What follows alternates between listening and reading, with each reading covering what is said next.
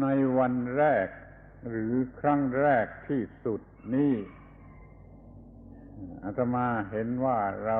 ควรจะได้พูดกันถึงหัวข้อว่า ปัญหาของเราทุกคนปัญหาของเราทุกคนเป็นสิ่งที่เราจะต้องรู้ชัดว่ามันมีอยู่อย่างไร ถ้าเราไม่รู้ปัญหาของเราก็ไม่รู้ว่าจะทำอะไรจะทำอย่างไรเพื่อประโยชน์อะไรมันไม่มีปัญหาถ้าท่านไม่มีปัญหาที่ชัดเจนในการมาศึกษาธรรมะหรือมาปฏิบัติวิปัสสนานี่ก็จะไม่ได้รับประโยชน์อะไรขอให้เราได้พูดกันถึงคำว่าปัญหาของเรากันเป็นข้อแรก Today, at this first talk, I feel that we should talk about one specific topic, and that topic is our problems, everyone's problems. The reason that I want to talk about this topic is because if we don't understand what our problem is and what our problems are, then we don't know why we're here, and we don't know what we're doing when we come to study the Dhamma, when we come to practice vipassana. Without an understanding of what our problems are, we won't know what we're doing and we'll be wasting our time. So therefore, I'd like to begin by talking about our problems, everyone's problems.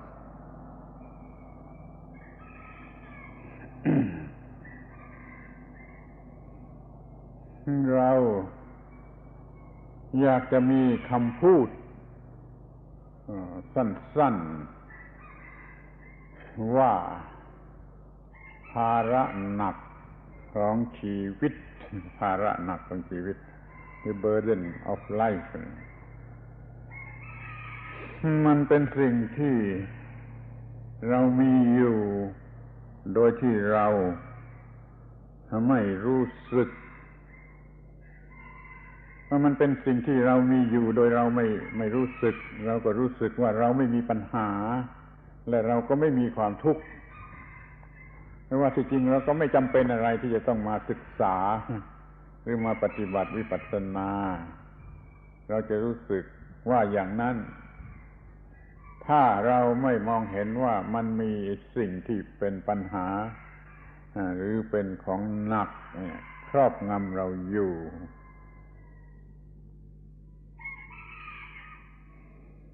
We like to use a short phrase when we talk about our problem. This phrase is the burden of life. The burden of life. If we feel, if each of us as an individual feels, or any one of us feels, that our life is completely free of problems, that we have no burdens, and that everything is fine. Anyone who feels this way will not benefit at all from studying Dhamma and practicing insight meditation. Therefore, anyone who feels this way doesn't need to waste their time here at Suan Mok. However, if we do feel that there are problems of the sort that we would call the burdens of life, if we feel that we do have these sort of problems, then we can benefit very much from studying the Dhamma and practicing vipassana meditation. And so we need to consider this point from the very beginning.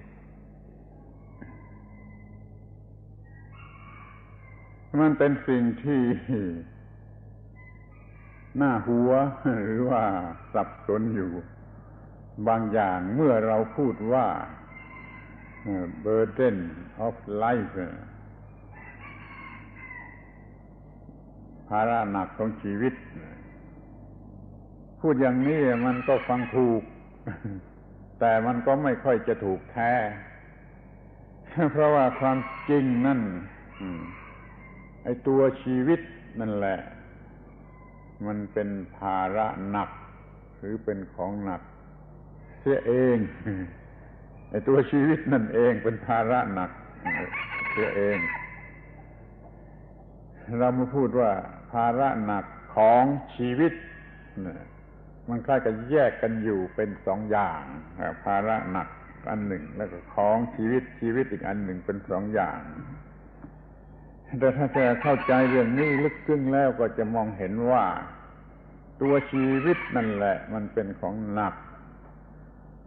แล้วมันก็รู้สึกแก่ชีวิตนั้นในฐานะที่เป็นสิ่งที่เราเรียกว่าเป็นภาระหรือเป็นปัญหาหรือเป็นอะไรก็แล้วแต่จะเรียก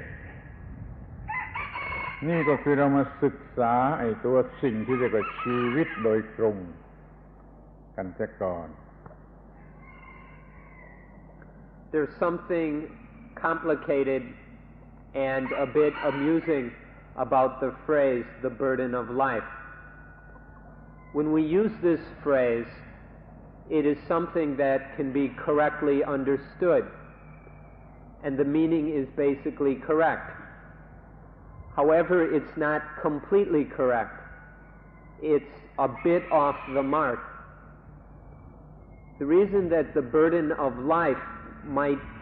not completely convey the truth is because life itself is the burden. Life itself is this burden. When we say the burden of life, it sounds as if we're separating the two, the burden and life, from each other, making them two different things. But in reality, life itself is this burden. Our problem is life. And so this is the point that we have to consider. We have to study life if we're going to get anywhere. ชีวิต กลายเป็นของหนัก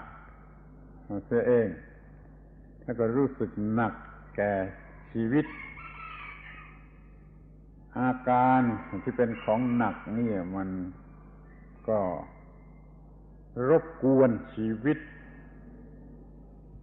นี่มันกระทบกระแทกกระทั่งกระทบแก่ชีวิตแล้วมันก็ทรมานถึงขนาดทรมานตอเม่นแก่ชีวิตขอให้เราศึกษาจนรู้จักอาการที่มันรบกวนแล้วมันก็กระทบกระแทกมันแอทแทกหรือมันแล้วกระทั่งมันตอเม่นต่อชีวิตถ้าท่านมองเห็นอาการเหล่านี้ก็จะพบไอ้สิ่งที่เรียกว่าปัญหาของชีวิตเพื่อจะได้เอามาสะสางกันต่อไปถ้าไม่มองเห็นอาการเหล่านี้ก็จะรู้สึกว่าไม่มีปัญหาไม่มีความทุกข์เหมือนกับที่หลายคนพูดว่าไม่มีปัญหาไม่มีความทุกข์แต่ก็มาศึกษาธรรมะซึ่งมีความมุ่งหมายจะแก้ปัญหาหรือว่าจะดับทุกข์ขอให้สังเกตดูอาการที่มันรบกวนมันกระทบกระแทกหรือมันทรมานอยู่ในตัวชีวิตที่มันเป็นของหนักขึ้นมา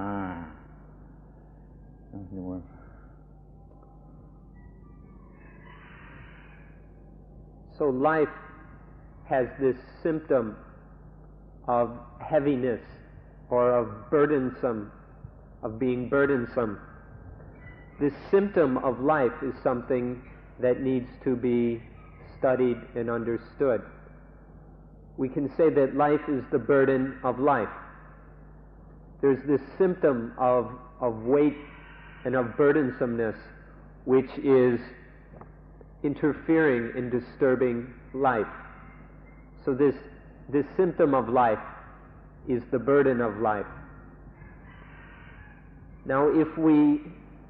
see this symptom as it arises and interferes, then we will have some understanding of the problem.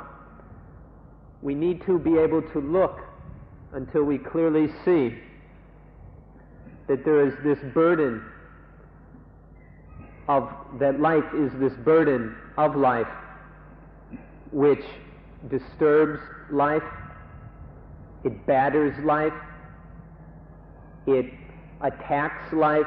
and in the end, it torments life. If we see this symptom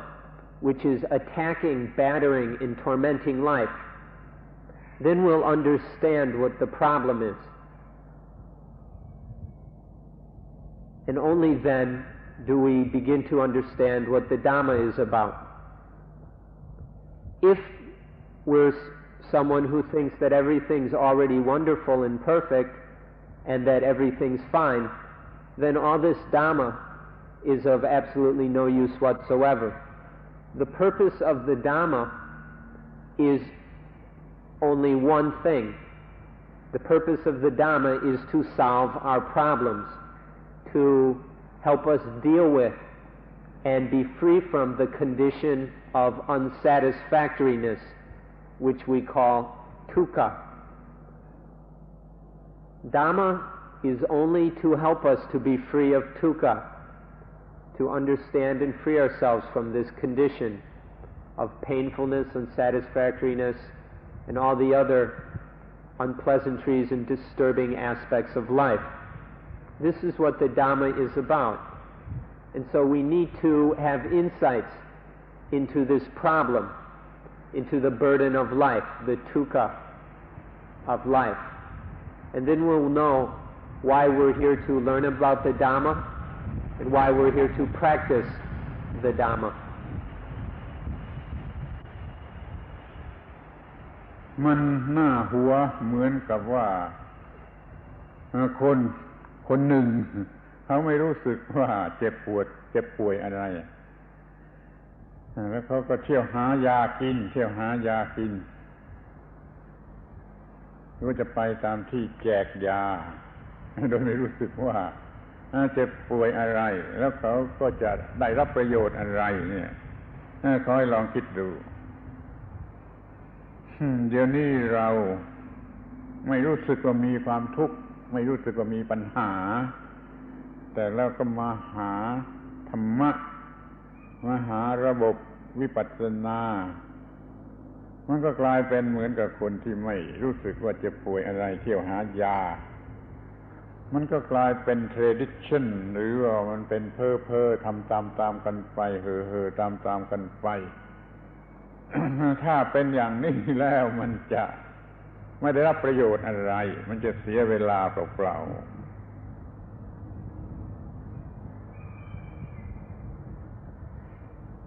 Imagine there's a person who feels completely healthy, completely free of all illness, sickness, and physical disability. Wouldn't it be ridiculous for this people to go to a drugstore or clinic or some place that passes out medicine? What would be the point in this person who considers himself or herself completely healthy to go get some medicine? Why would this person feel inclined to go and get some medicine? What's the meaning in that? What's the rationale and intelligence in getting medicine when one feels completely healthy? It can be the same with the Dhamma. People who don't see any problems, who aren't aware of any dukkha, any unsatisfactoriness in their lives, but yet they come and make some sort of attempt to study the Dhamma and to practice meditation. What's the point of that? If people don't have any awareness of a problem or of dukkha, then their activity in going through a meditation retreat or something like that can be nothing but just doing what is popular or what is a current fashion, or just because their friends do it, or because it sounds mysterious, or it's another stop on the tour of Thailand, or whatever. We can get wrapped up into meditation and turn it into a meaningless tradition or a silly rite and ritual if we don't practice it for the right reasons. And therefore, if we're here to study the Dhamma and practice meditation, we need to understand the reason for doing so. Otherwise, we are like a person who is completely healthy but goes off in search of medicine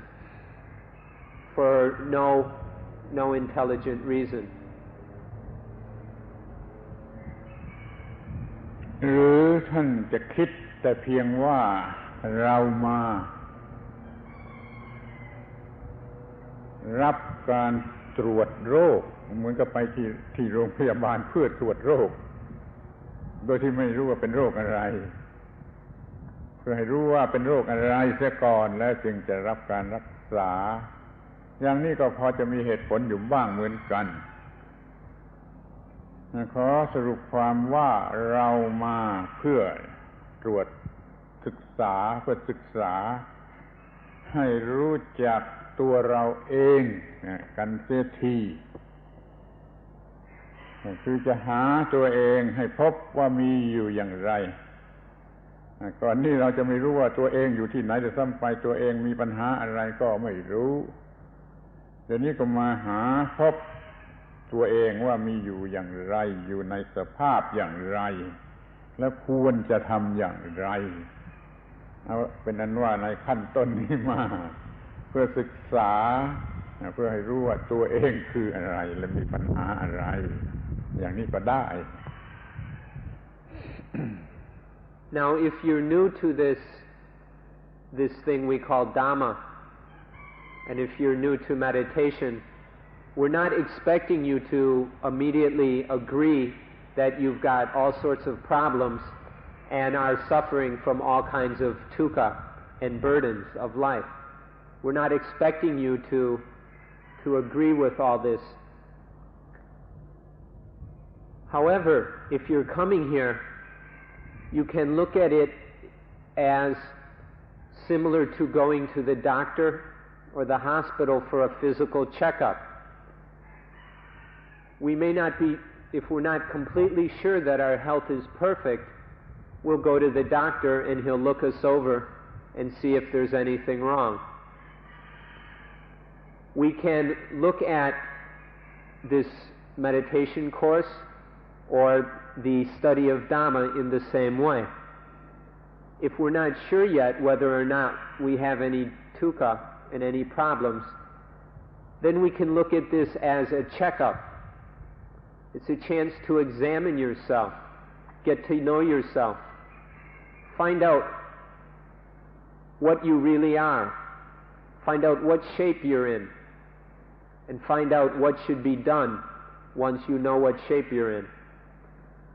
If we look at this as a checkup, as self-examination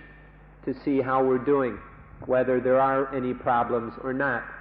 this approach is not lacking in intelligence. It has some reason and sense in it. So if you're not sure yet whether or not there are any problems, then approach the Dhamma as a means to check things out and examine yourself. ปัจจัยสำคัญมันอยู่ที่ความอยากจะหายจากโรคความอยากจะพ้นจากความทุกข์นี่คือปัจจัยสำคัญถ้าท่านไม่มีปัจจัยเหล่านี้มันก็ไม่มีประโยชน์อะไรที่จะมาศึกษาหรือจะมาทำวิปัสสนา ต้องมีปัจจัยสำคัญคืออยากจะพ้นจากความทุกข์หรือว่าอยากจะหายจากโรคอันนี้เป็นปัจจัยสำคัญที่สุดที่ต้องมีถ้าปัจจัยนี้ไม่มีมันก็เป็นไปไม่ได้หรอกมันก็เป็นไปอย่างละเมอเพ้อฝันท่านจะอยากดับทุกข์ก็ต่อเมื่อเห็นความทุกข์ว่ามันมีอยู่ว่ามันทรมานท่านอยู่ท่านจึงอยากจะดับทุกข์เมื่ออยากจะดับทุกข์มันก็ง่ายที่มันจะแสวงหาไปได้เพื่อจะดับทุกข์เดี๋ยวนี้มันไม่อยากจะไม่มีความอยากจะดับทุกข์ในจิตใจของท่านเพียงแต่ทำอย่างแฟชั่นทำอย่างเทรดิชั่นมันก็ไม่ได้รับประโยชน์อะไรจึงมาขอร้องในขั้นต้นขั้นแรกนี่มาสนใจให้รู้จักตัวเองรู้จักชีวิตรู้จักปัญหาของชีวิตเมื่อเห็นปัญหาแล้วท่านก็อยากอย่างยิ่งที่จะแก้ปัญหาเหล่านั้นมีปัจจัยนี้แล้วก็จะง่ายได้ในการที่จะศึกษาและปฏิบัติวิปัสสนา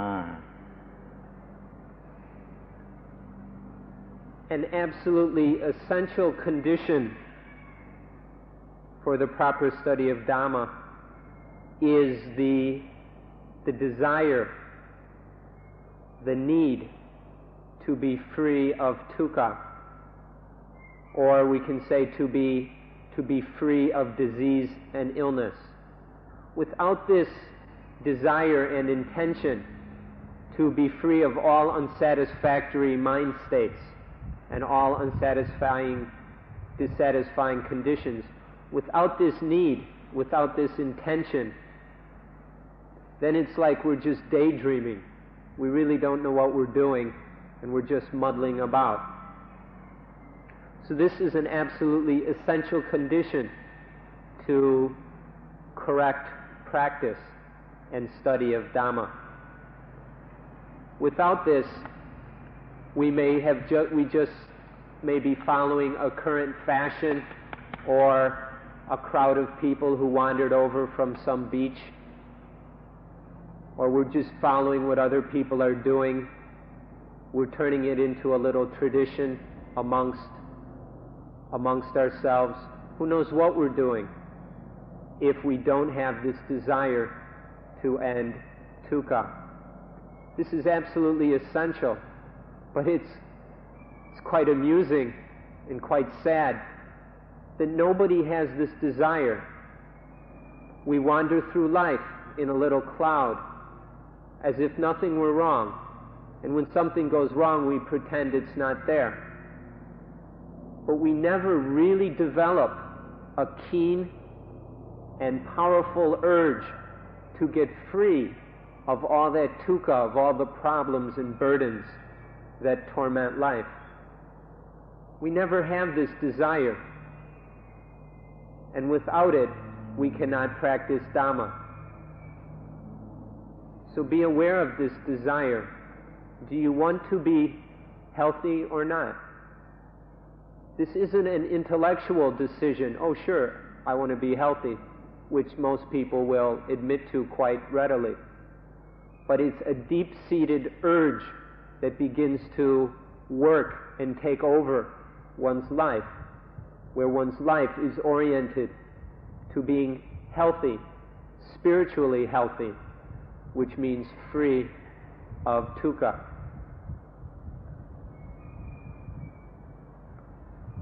มันต้องมีความอยากจะดับทุกข์มากที่สุดมากเหมือนกับว่าถ้ามีคนจับเรากดลงไปในน้ำเราหายใจไม่ได้เราอยากจะขึ้นมาพ้นน้ำเพื่อจะหายใจความอยากนี่มีมากเท่าไหร่มันมีมากเท่าไหร่มันดูจะมีมากเหลือประมาณมากทั้งหมดเลยเราจะต้องมีความอยากจะดับทุกข์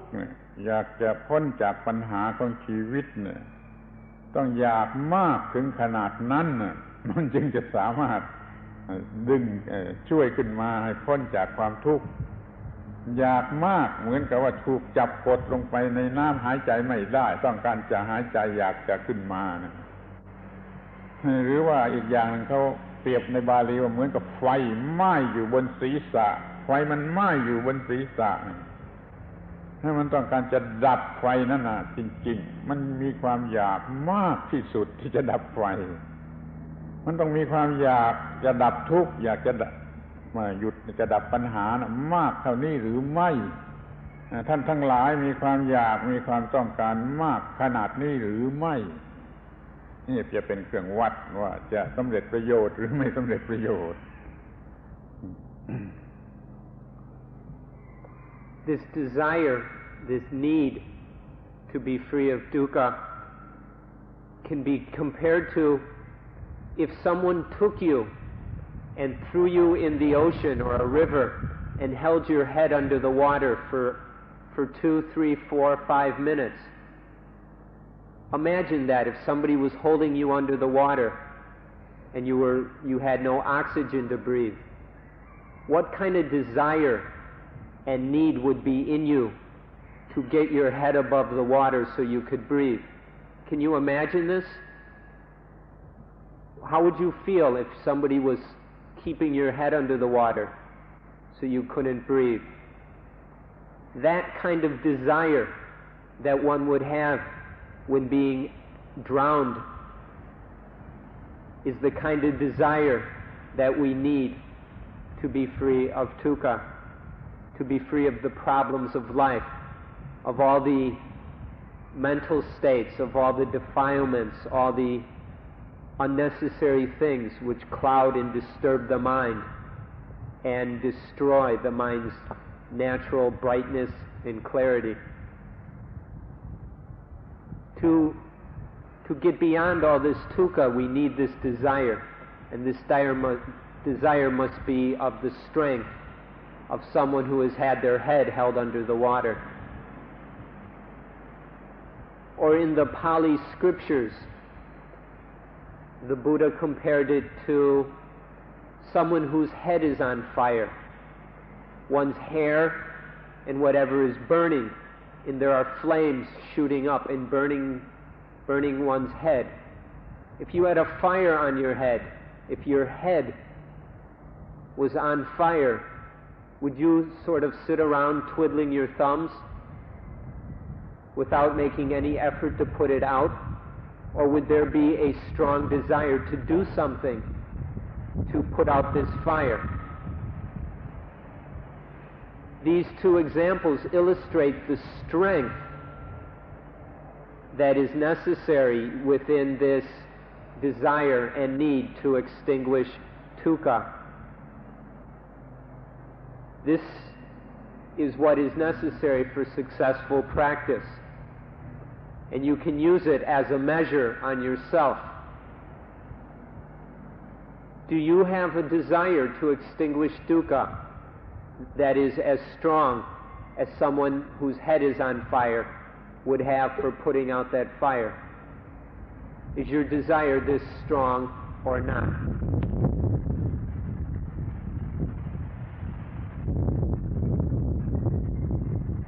เดี๋ยวนี้ท่านอาจจะไม่มี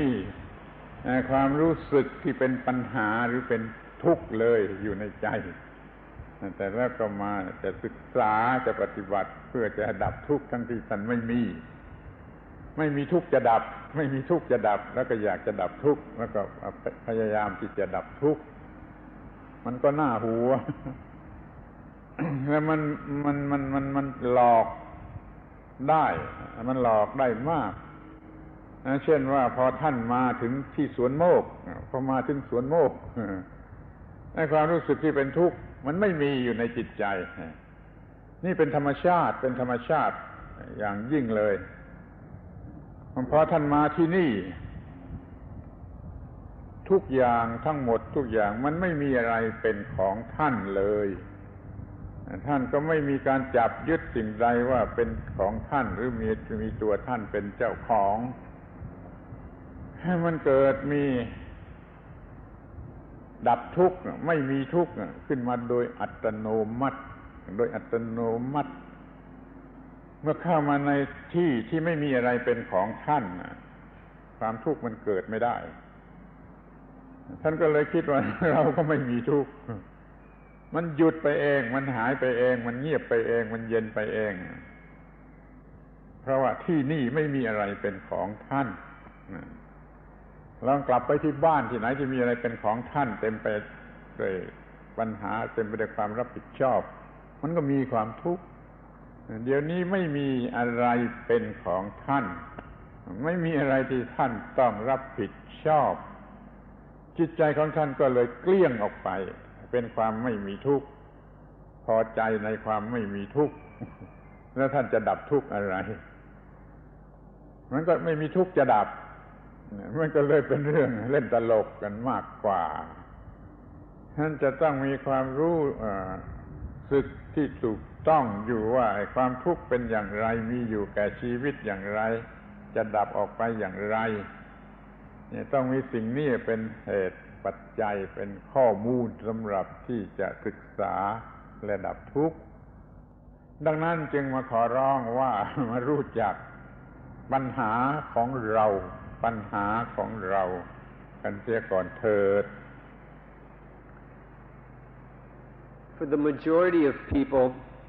they have no awareness of dukkha within the mind. There may be some intellectual opinions about this matter from reading books or talking with someone, but there is no clear realization within the mind that there is dukkha. But in spite of this, we come here to extinguish dukkha, to get rid of this dukkha, which is quite funny. We're not even aware of dukkha, and we want to get rid of it. What's the sense in that?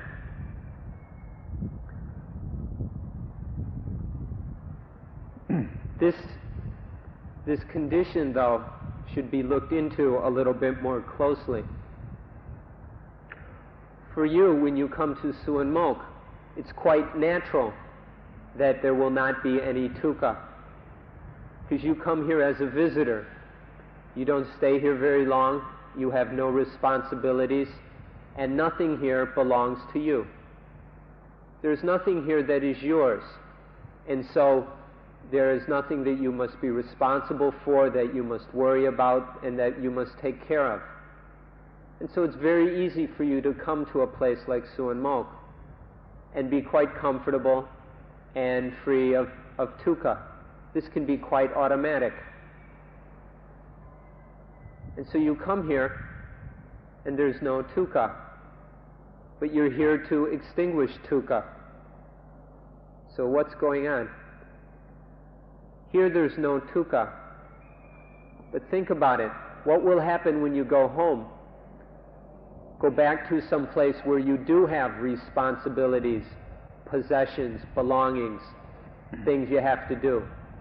Will there be things that you worry about?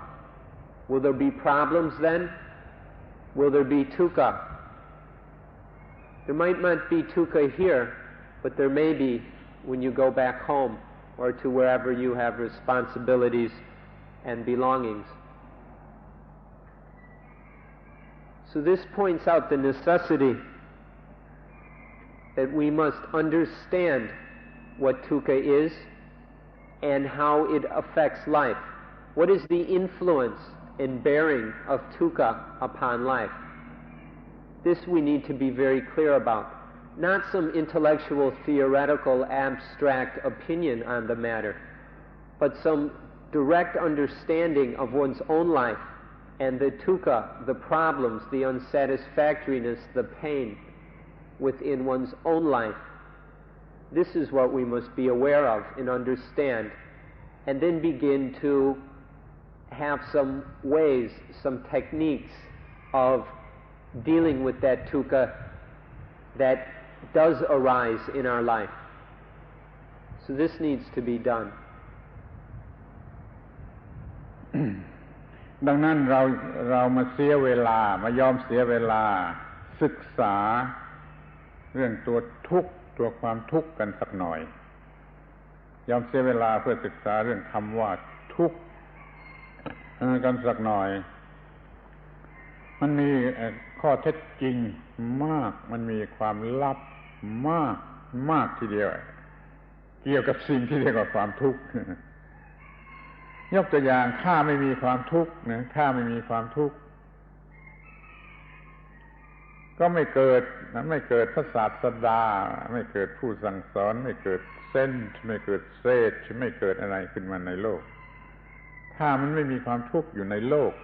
มันก็จะไม่เกิดศาสนาไม่เกิดศาสดาไม่เกิดอะไรขึ้นมาในโลกเพราะความทุกข์มันมีอยู่มันมีผู้ค้นหา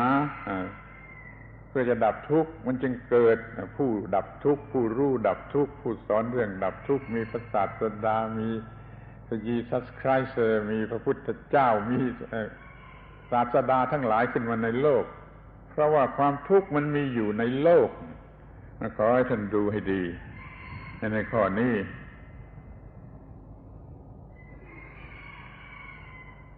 So in order to understand this dukkha, these problems that exist within our own lives, we need to discuss the problems of life. And so we're going to take some time to talk about this thing we call dukkha. We'll discuss it in order to develop some awareness and understanding of the part it plays in our lives. Dukkha is something that is involved with many different facts, and there are many secrets associated with it that we can discuss. For example, if it wasn't for this thing dukkha, if there was no such thing as dukkha, then there would be no religion in the world. Without dukkha, there would not be any prophets, any saints, any founders of religion, any sages, any wise men. It's only because of dukkha that all these things have arisen in the world. It's through dukkha that certain minds have set out to understand this thing and find a way out of it. And so because of dukkha, there arise the Jesus Christs, the Buddhas, the Mohammeds, the Lao Tzus of the world. These minds who have understood dukkha and found and worked for ways to be free of it, and then have taught the way to be free of dukkha to others. And in this way, dukkha has been the cause for the various prophets and religions which we have. This is one of the secrets of dukkha. ความฉลาดของคนเรามันเกิดขึ้นเพราะความทุกข์มันบีบบังคับให้เราค้นคว้าแล้วก็ฉลาดมากขึ้นเป็นวิวัฒนาการของความฉลาดในความก้าวหน้าความเจริญความ civilization อะไรต่างๆนี่มันก็เพราะความทุกข์มันบีบคั้นให้ค้นคว้าให้ค้นหาให้พบแล้วแก้ไขในความทุกข์นั่นเองทำให้เกิดความฉลาดและเกิดความก้าวหน้านี่เราก็ไม่ได้สนใจไม่ได้มองลึกลงไปถึงในต้นเหตุอันแท้จริงคือความทุกข์ถ้าเราจะมองถึงต้นเหตุอันแท้จริงมันจะพบว่าความทุกข์นั่นแหละเป็นตัวการที่เราจะต้องศึกษาจะต้องรู้จักมันให้ดีที่สุดแล้วก็จะเอาชนะมันให้ได้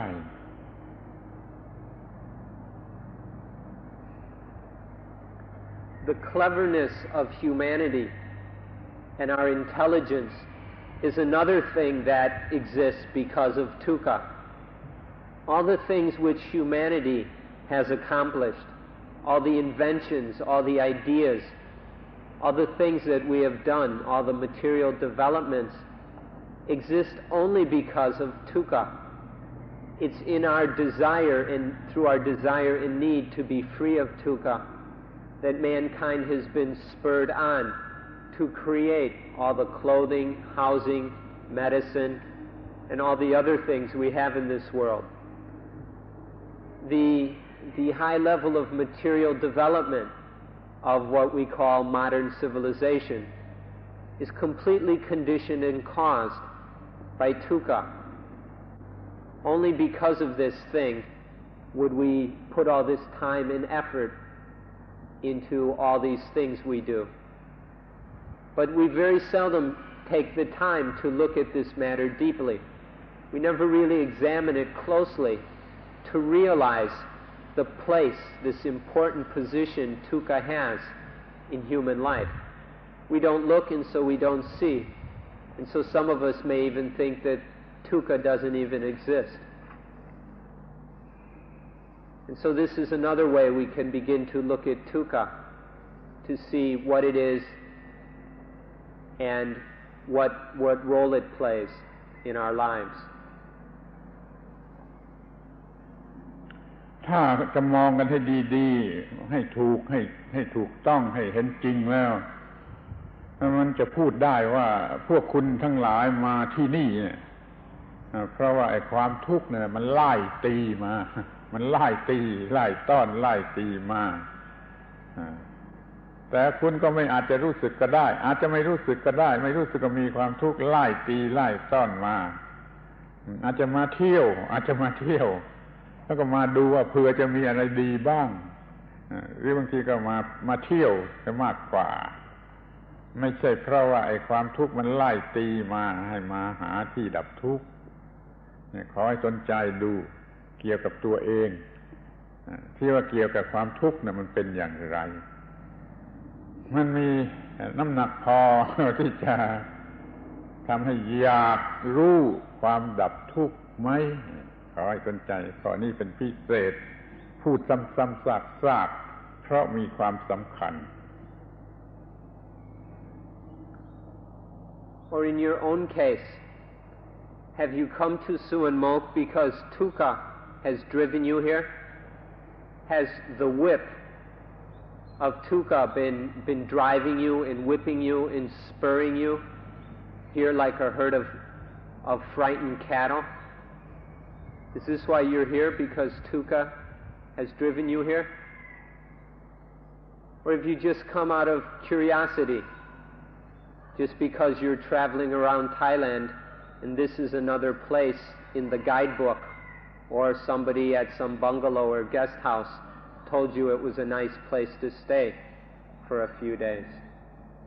Why are you here? Do you see the dukkha that is driving you here? Or are you just here to have a look around, enjoy yourself, and have a few pleasant days in the forest? Take a look at yourself and see what place, what role, what influence dukkha has within your own life. This point is very important. Until you begin to see what dukkha is doing and how central it is in what you do, what you say, what you think, then you'll never have the desire, the strong and powerful need to get rid of this dukkha, to understand what dukkha is, to know it, and then take it apart so that you know the escape from it. Until you see this dukkha, you'll never have the desire to be free of it. And so this point is very, very important. It's very serious and essential. And so we'll keep repeating ourselves on it and keep harping upon this point in order that you may begin to understand what we're talking about. เราจะดูกันให้ดีที่สุดเราจะเห็นว่าไอ้ความทุกข์เนี่ยมันเป็นทั้งเพื่อนและเป็นทั้งศัตรูความทุกข์มันเป็นเพื่อนทำให้เราฉลาดขึ้นทำให้เราก้าวหน้าขึ้นทำให้เราพ้นทุกข์ทำให้เราฉลาดขึ้นแต่มันก็เป็นศัตรูพร้อมกันไปคือมันกัดเรามันทำให้เราเจ็บปวดมันทรมานเราในแง่หนึ่งมันก็ช่วยเรามีวิวัฒนาการดีขึ้น แต่ในแง่หนึ่งมันก็กัดเราทำความทรมานให้แก่เรานี่เราจะพยายามถือเอาแต่ในส่วนที่เป็นเพื่อนที่ดีเป็นเกลอกับความทุกข์ไอ้ส่วนที่มันเป็นศัตรูเนี่ยเราจะเอาออกไปเสียนี่เราจึงมารู้จักความทุกข์ว่าเป็นปัญหาเป็นความหนักแห่งชีวิตที่จะต้องเอาออกไปเสียให้เรามองเห็นความจริงข้อนี้จนเรามีความอยากที่จะดับทุกข์จริงๆมีความอยากด้วยสติปัญญาไม่ใช่อยากด้วยความโง่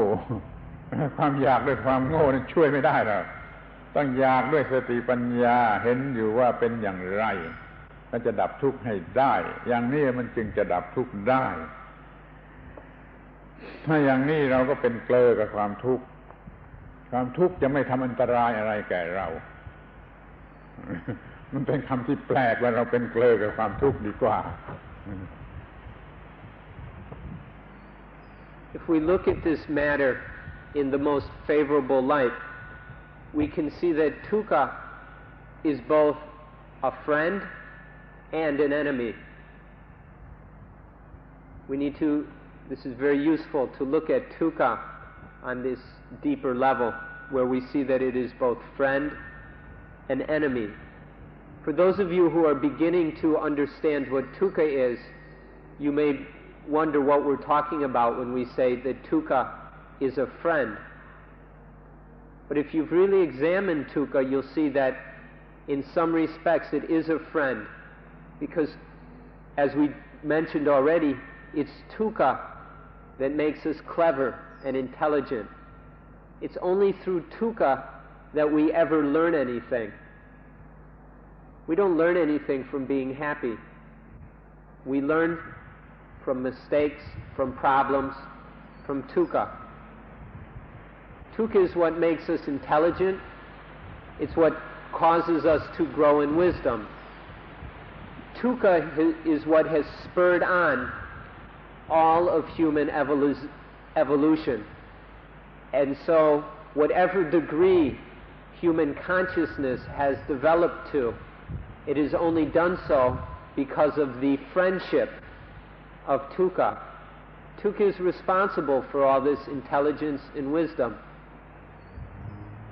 But on the other hand, dukkha bites us, it slaps us, it's painful, it torments us. And so in this way, dukkha is also an enemy. It's dukkha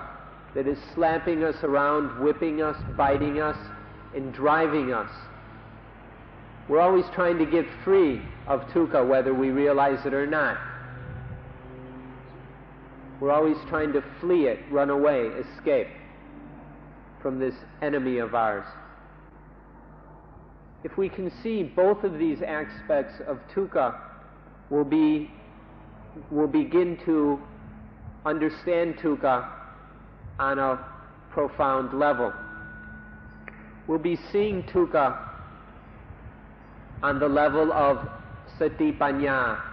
mindful wisdom. This is knowledge that is based in awareness, self-awareness, and an understanding of life. It's the opposite of stupidity. If our understanding of dukkha is foolish, childish, and stupid, it'll be of no use to us. But when our understanding of dukkha is deep, profound, and based in mindful wisdom, then it will be of tremendous use. Now what we're interested in doing is developing this mindful, wise approach to dukkha. If we do so, then we can emphasize dukkha in its aspect as friend, or we can use the word comrade. We can emphasize dukkha as our comrade and de-emphasize the aspect of it being an enemy. What we mean by this is make use of what dukkha offers us. use dukkha to develop the mind, to train the mind, to grow in wisdom and understanding. And this way, dukkha is a friend, it's a comrade. But learn also, in doing so, in using dukkha as a friend, then there is less and less opportunity for dukkha to be an enemy. Dukkha will not bite and claw and scratch and torment us so much. And so we can emphasize the aspect as a friend and diminish the torment and painful, the enemy aspect of dukkha. This is a mindful and wise way to approach dukkha, by taking it as a friend. Don't let it go by itself. Don't leave it on its own, where it will remain an enemy.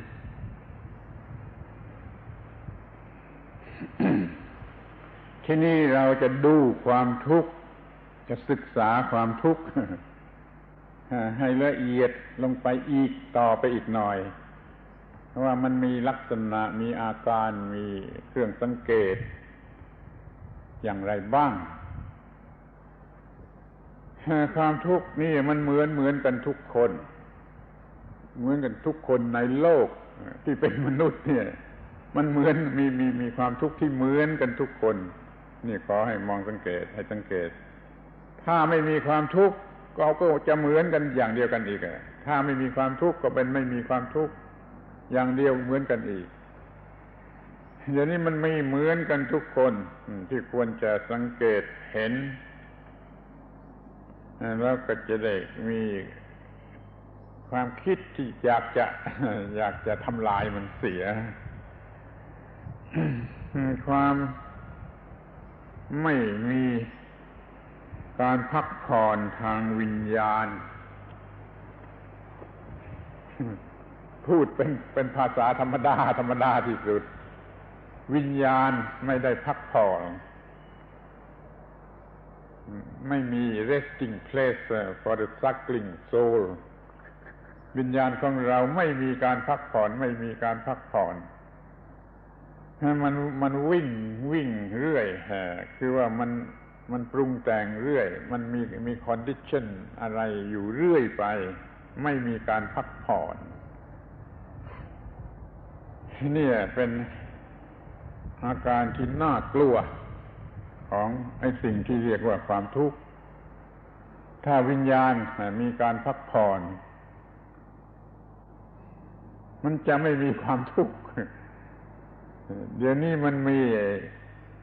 สิ่งที่ทำให้ไม่พักผ่อนเช่นอวิชชาหรือตัณหาเป็นต้น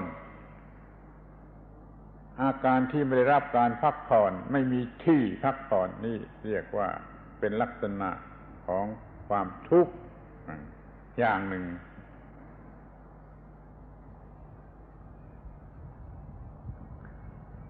Now we can look at dukkha a little bit deeper. We can see that dukkha, the condition of dukkha, is common to all of us. Each of us has this one thing in common. We have dukkha in common. It is something that we all experience. And on this level, we are all the same. We are in no way different. We are also the same in that the absence of dukkha is identical for all of us. When there is no dukkha, then it's the same for each of us. So in this condition when there is no dukkha, this is also identical for each of us. So in these two ways, or maybe in this one way, we are all the same. We are the same when there is dukkha. It's the same experience for us all. And the absence of dukkha, the freedom from dukkha, is identical for everyone. We have these things in common. If we look at the characteristics of dukkha and see what kind of things we can observe about it, what are the symptoms, What are the marks and signs of dukkha? We can look at it in a variety of ways. One way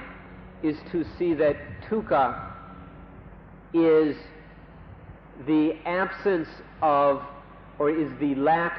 of relaxation for the spirit. Ajahn Buddhadasa phrased it,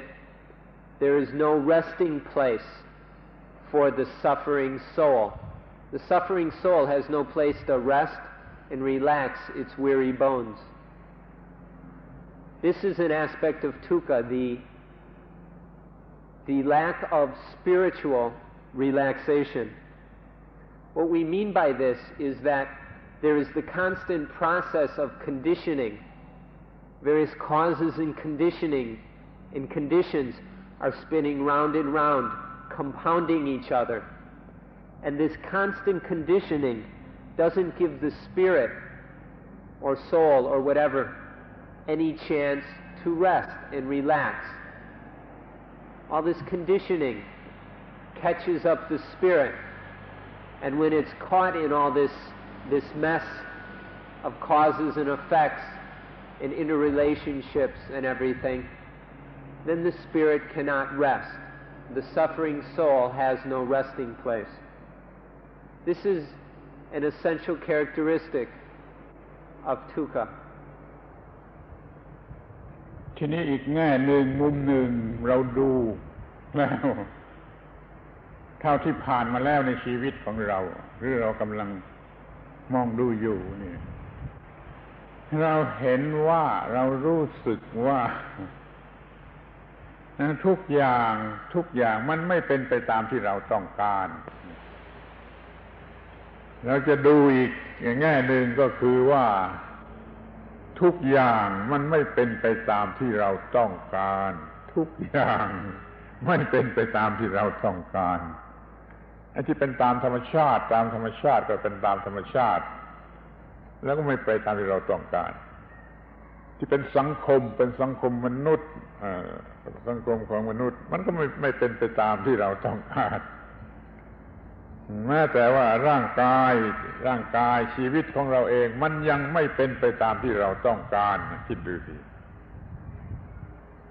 อวัยวะร่างกายของเราบางทีก็ไม่เป็นไปตามที่เราต้องการมันเจ็บมันไข้มันอะไรอย่างนี้ไม่เป็นไปตามที่เราต้องการนี่เป็นของธรรมดาที่สุดที่ว่าทุกอย่างมันไม่เป็นไปตามที่เราต้องการมันก็เกิดปัญหาขึ้นมาเป็นความทุกข์ที่ทรมานแก่เรานี่มันมีเป็นหน้าที่ของเราที่จะต้องทำตัวเองให้เหมาะสมกับที่ทุกอย่างมันไม่เป็นไปตามที่เราต้องการ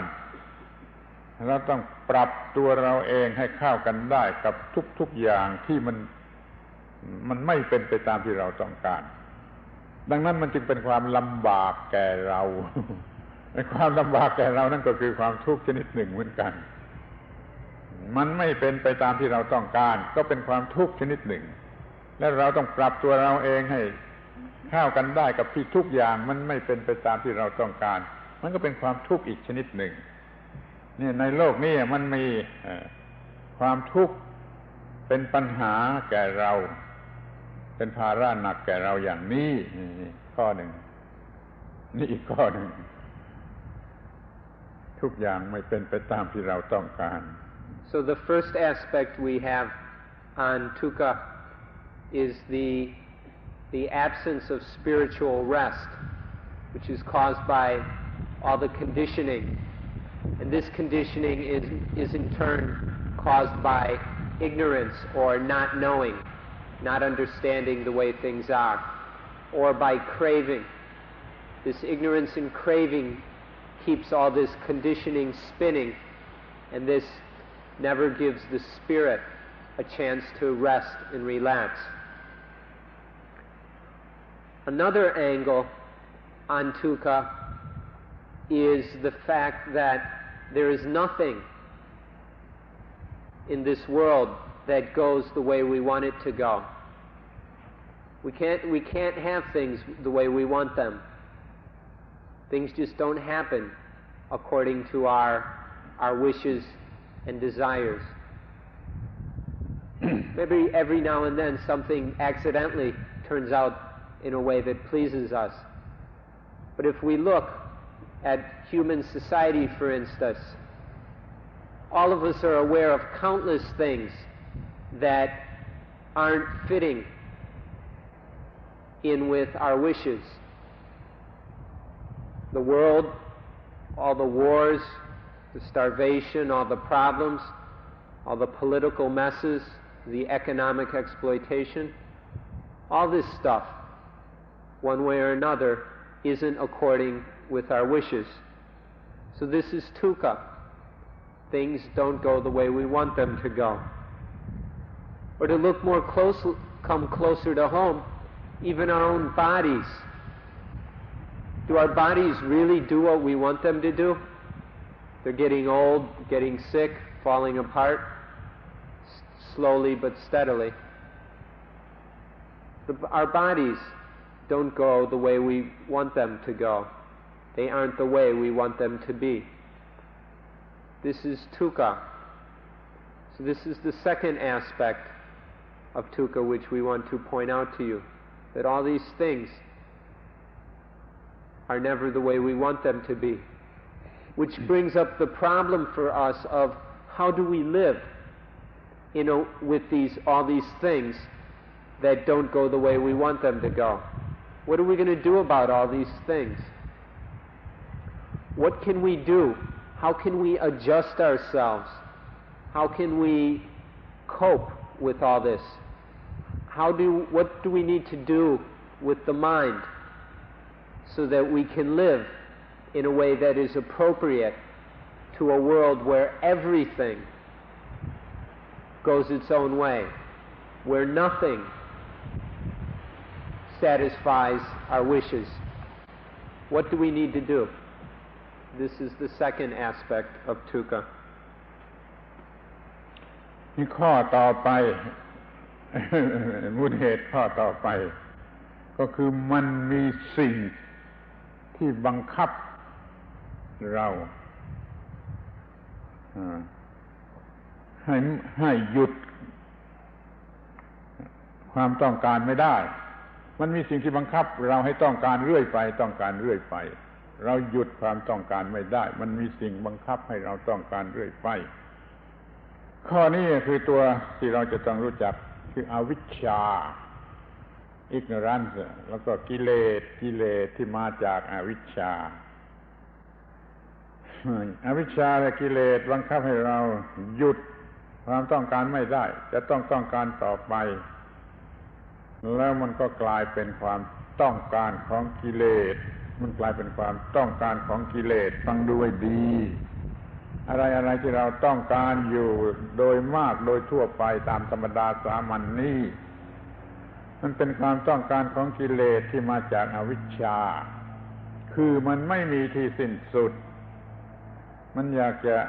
สนุกสนานอร่อยจะฟุ่มเฟือยจะอะไรไม่มีที่สิ้นสุดนี่มันเป็นนายเราบังคับเราไว้ไม่ให้หยุดความต้องการได้นี่ก็เป็นตัวความทุกข์เหมือนกัน A third angle on dukkha is the fact of our lives that we can't stop wanting things. We just can't avoid wanting and wishing and hoping and desiring. We can't avoid this. There's always something stirring up all our wishes and desires, our craving and wanting. We call this thing that stirs up all the desires, all the craving, we call it avijja. Vijja means knowing. Avijja is not knowing. Or we can say ignorance, the lack of correct understanding, the lack of correct knowledge, is always giving rise to this craving. We can say that it's also giving rise to the kilesa, the defilements, these states these phenomena in states of mind that arise and disturb the mind, disrupt the mind, interfere with the natural peace and brightness of the mind. So this ignorance and defilement is always conditioning, craving, ignorant desire, and all of this goes round and round, and we're unable to stop it. And by being caught up in this perpetual craving, this is another aspect of dukkha. อันนี้เป็นปัญหาอย่างยิ่งเป็นปัญหาที่หนักปัญหาอย่างยิ่งคือว่าเรามีนายที่บังคับเราอย่างกับว่าเราเป็นทาสเรามีนายแต่มันก็แปลกประหลาดที่ว่าเราไม่รู้จักไอ้นายอันดุร้ายแล้วเราก็สมัครที่จะเป็นทาสเราสมัครที่จะเป็นทาสของนายอันดุร้ายคือกิเลสนี่ลองคิดดูเถอะว่ามันจะเป็นปัญหาสักเท่าไรจะเป็นปัญหามากน้อยสักเท่าไรเรามีนายที่ดุร้ายแล้วเราก็ไม่รู้จักแล้วเราก็สมัครที่จะเป็นทาสของนายอันดุร้ายนี่เราจึงวิ่งไปวิ่งมาทุกอย่างขวนขวายสตรักเกิลมันทุกอย่างตามความต้องการของกิเลสคือนายนี่ไอ้ความเป็นทาสชนิดนี้ร้ายกาจกว่าความเป็นทาสไหนๆหมดความเป็นทาสที่เขาเกลียดกันนักที่เขาเลิกกันไปเสียมันไม่ร้ายกาจเท่าไรล่ะไม่ร้ายกาจเท่าที่ว่าเราเป็นทาสของกิเลสซึ่งเป็นนายอันดุร้ายที่เราไม่รู้จักนี่ก็เป็นลักษณะของความทุกข์ประการหนึ่งด้วยขอให้รู้จักไว้ Now this third aspect of dukkha has a very important point which we should consider. This is that there is a certain master which has control over us. This is a very fierce master. This tyrant is dominating our lives and turns us into slaves. And the name of this tyrant is defilement. It's the defilements which are our masters. And the funny thing about this is that we volunteer. We're completely willing to be slaves to this evil and fierce tyrant, the defilements, the kilesas, the mental impurities. We volunteer to be slaves to this tyrant, these tyrants.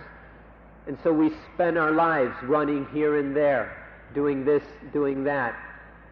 under the orders and commands of the defilements. This is the state we're in. And we don't even notice it. We're so busy running around carrying out the orders and commands of these tyrants that we never even realize what state we're in. We don't even understand the situation and see how much dukkha it is. This aspect of dukkha is really horrible, and it is something that needs to be understood. This kind of slavery, the slavery to the defilements, is the worst kind of slavery that there is. If we compare this slavery to the defilements with all the other kinds of slavery that have existed in the world, all the other kinds pale before it.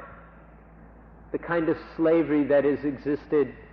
say, in the United States over 100 years ago, or in India, or even in Thailand, where one human being is a slave to another. This kind of slavery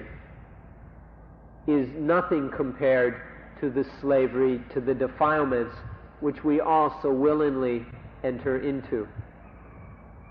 But this kind of slavery is a very fierce kind of dukkha.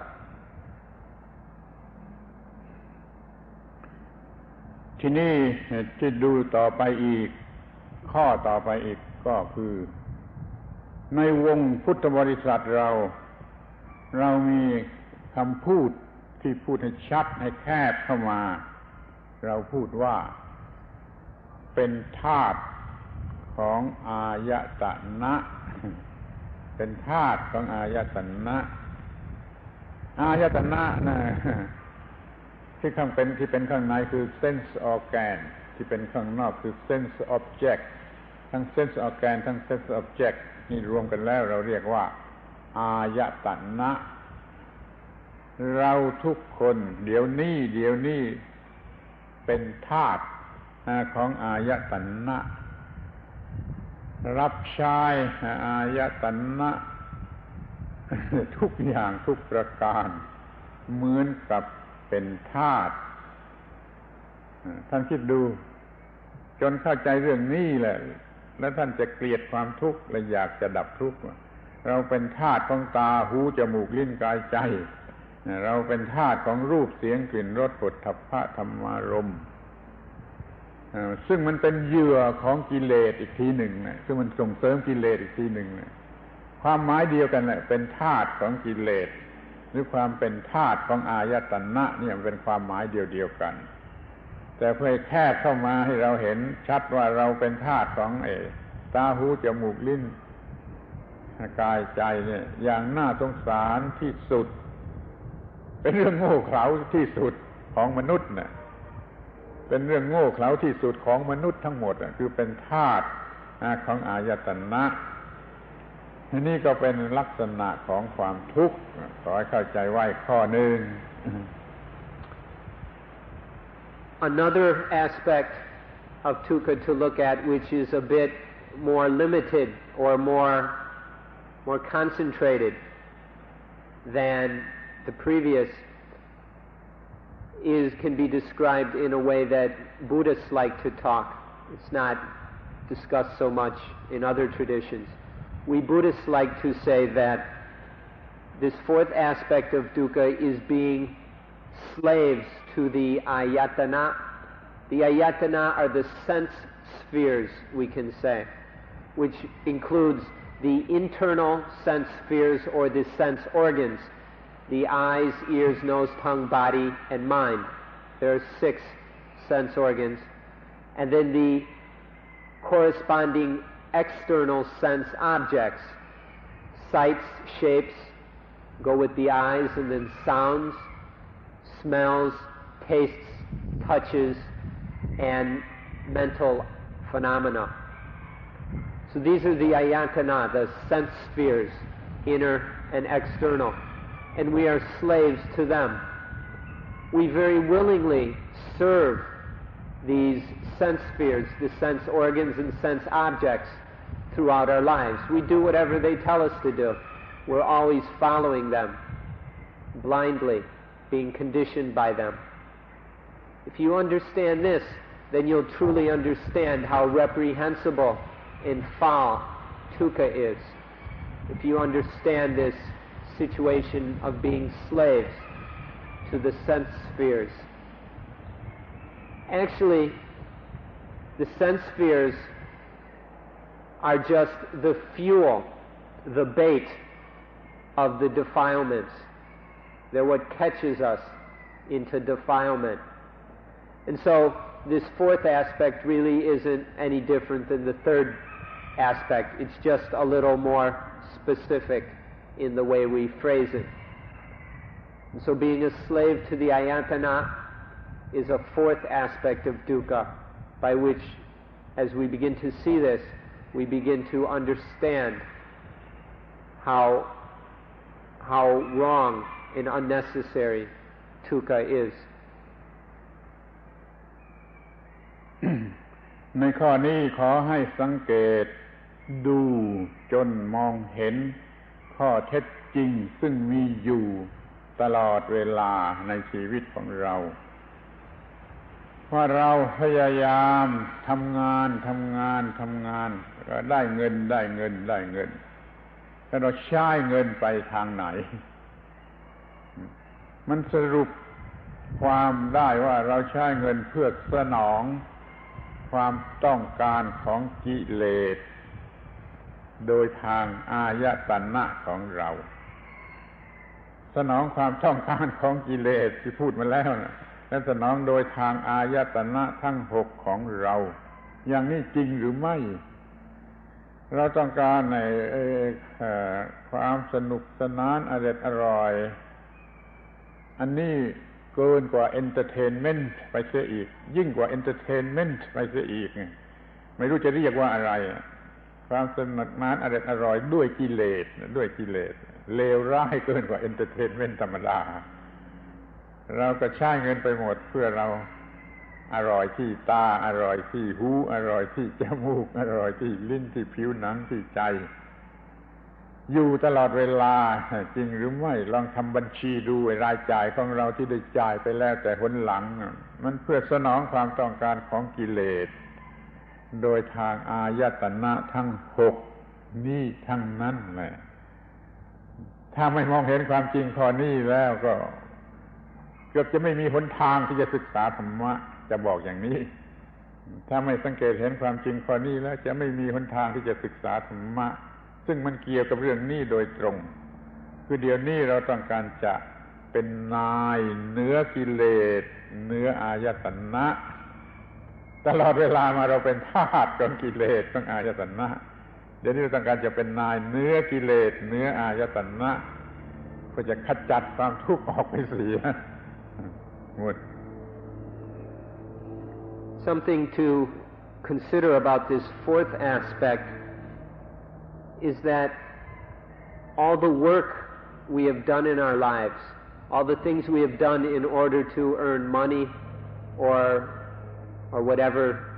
way they repay us for our sweat and labor, all this work we have done is just to get money in order to respond to our defilements. All the work we do, all we're trying to do is get the means by which we can try and satisfy our defilements, do what our defilements want us to do, tell us to do. And so we are very loyal slaves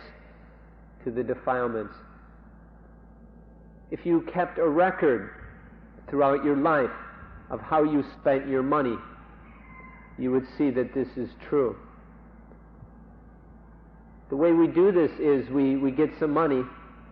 and then we go out and we try to satisfy some defilement through one of the sense spheres. We try and satisfy these defiled states of mind, these defilements, through the eyes, with some visual experience or oral experience or some, whatever you say for the nose,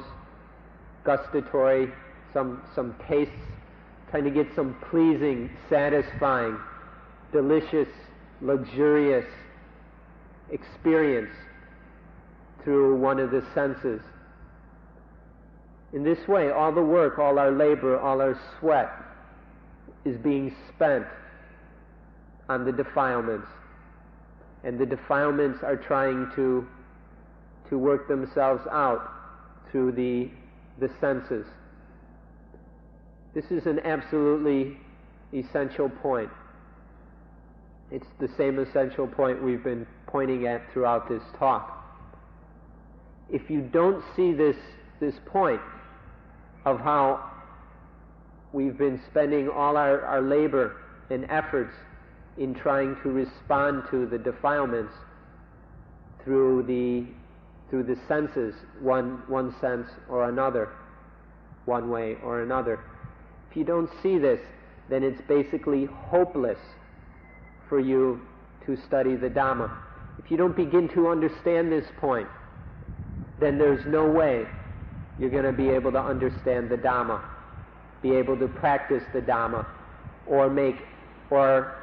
do anything useful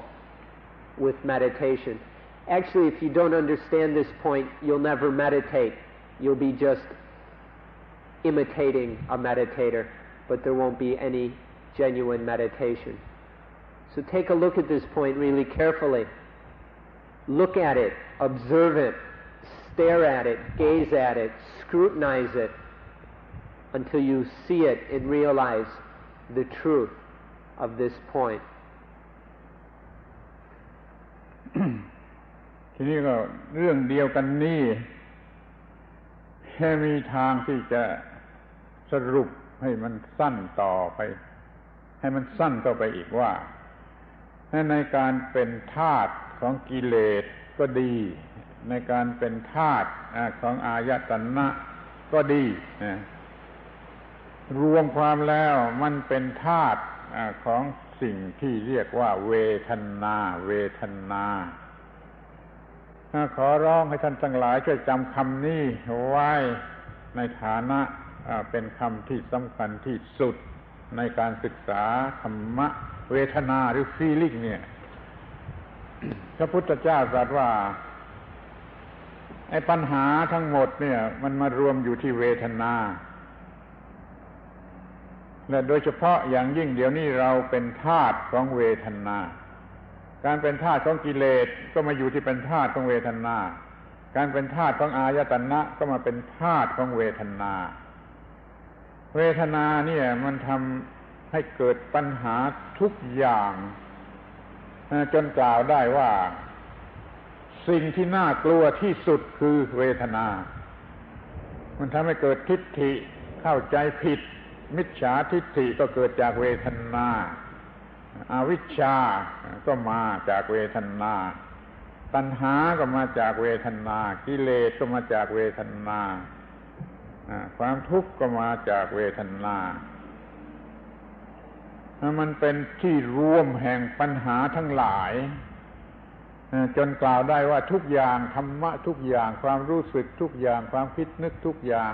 ทุกอย่างที่มนุษย์มีเนี่ยมันไปรวมจุดอยู่ที่เวทนาฟังแล้วไม่น่าเชื่อว่าโลกทั้งโลกทุกโลกมันไปรวมจุดอยู่ที่ความหมายของคำว่าเวทนามันเป็นธาตุของเวทนามันต้องการเวทนาที่มันพอใจโดยเฉพาะส่วนมากก็เป็นเรื่องทางกามารมณ์ทางเซ็กทางกามารมณ์หรืออันอื่นก็ได้เป็นเวทนาเพื่ออีโกอิสติกก็ได้เวทนาเพื่อเซ็กก็ได้คำว่าเวทนาหรือ feeling เนี่ยท่านดูให้ดีแต่ว่ามันเป็นจุดรวมของปัญหาทั้งหลายจนมีคำกล่าวไว้เป็นหลักว่าธรรมทั้งปวงมีสมุฏฐานจุดรวมอยู่ที่เวทนาจะผิดหรือจะถูกจะดีหรือจะชั่วจะถูกหรือจะทุกข์หรือจะสุขมันรวมจุดอยู่ที่เวทนาถ้าว่าจัดการกับเวทนาถูกต้องก็ไม่มีความทุกข์ถ้าจัดการกับเวทนาผิดก็เต็มไปด้วยความทุกข์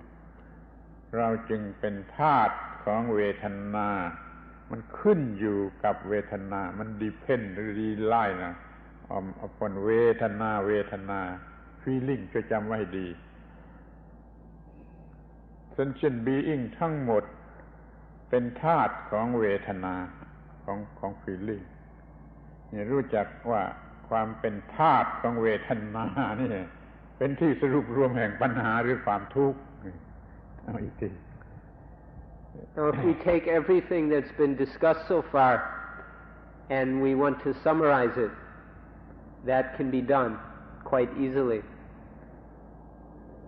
When we talk about being a slave to the defilements, or talk about being a slave to the sense spheres, we can summarize both of these by saying that the essential core problem, the heart of the problem, is our slavery to the Vedana. Vedana is a very, very important Pali word. Pali is the language of the Buddhist scriptures that we use. We have this word Vedana. I'll try and explain it to you for those of you who are new. It's often translated feelings, but be careful because the word feelings includes many things that are not the same as the Vedana. Vedana is a specific aspect of what we call in English the feelings. What the Vedana is that when there is, say, seeing, when the eyes make contact with some sight, and then there's both the physical seeing and a mental component. And when all this happens, there is the experience of seeing,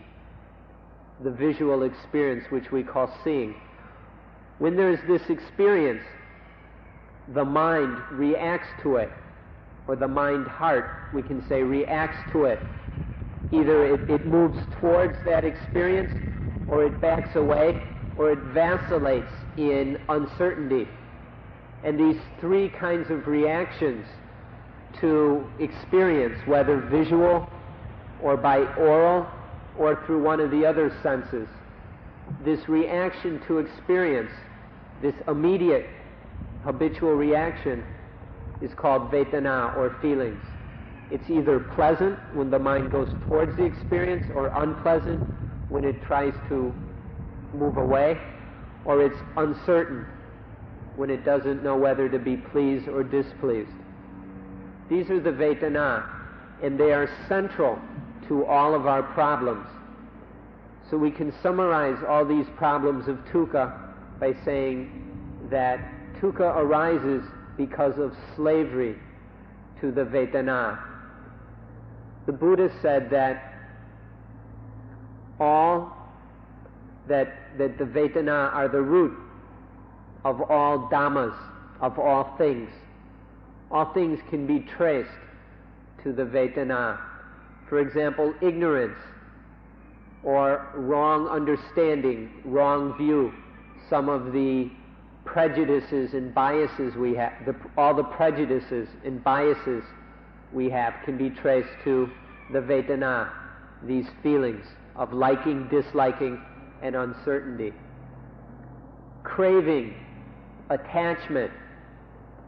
all these can be traced to the vedana, and therefore dukkha can always be traced to the vedana. This shows how central the vedana are, and as long as we are a slave, as long as we, or our minds, as long as the human mind is a slave to the vedana, then there will be dukkha arising because of that slavery. So we need to understand this point, begin to see it. Because if it's possible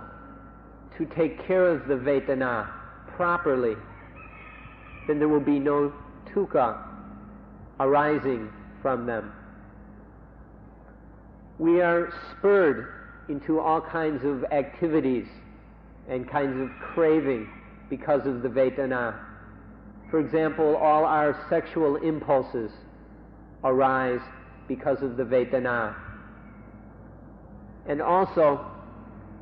all of the egoism and pride and selfishness by which we mess up our own lives and the lives of others,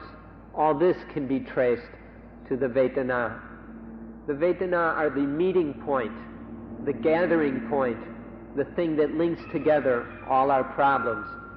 And so this is why we say that slavery to the vedana is the heart of all our problems. It's the summary of everything we've been saying today. When there is slavery to the defilements,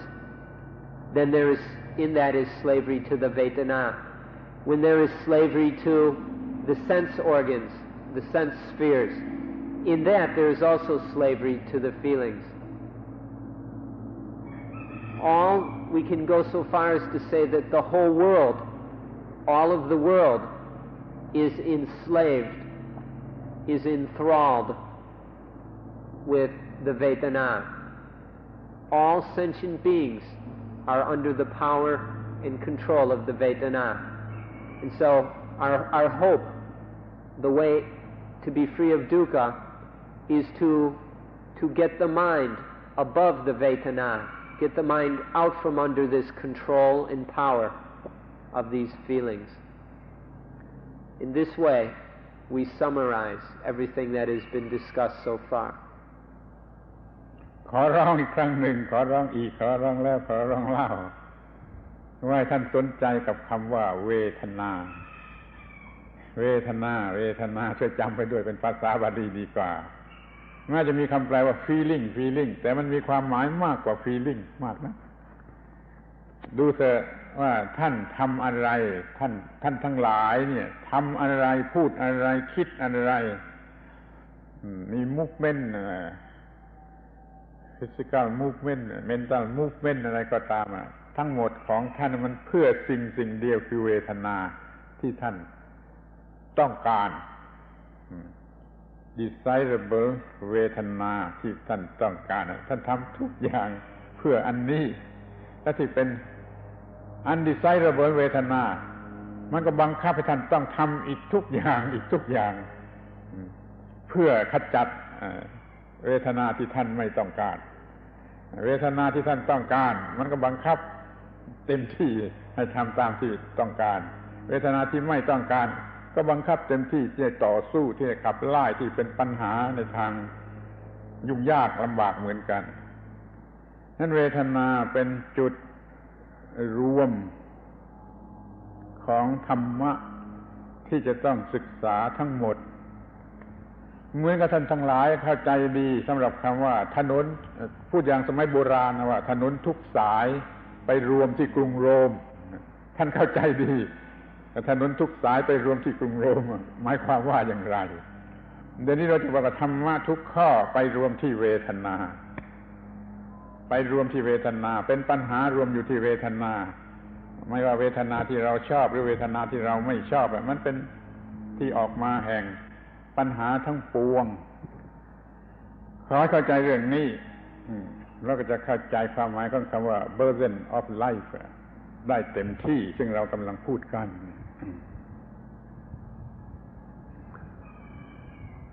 So we'd like to request, we implore you in fact, to remember this word Vedana, or in Thai, Vedana. It's spelled in Roman letters V-E-D-A-N-A, Vedana or Vedana. Please remember this word. Use the Pali word even if it's unfamiliar to you, because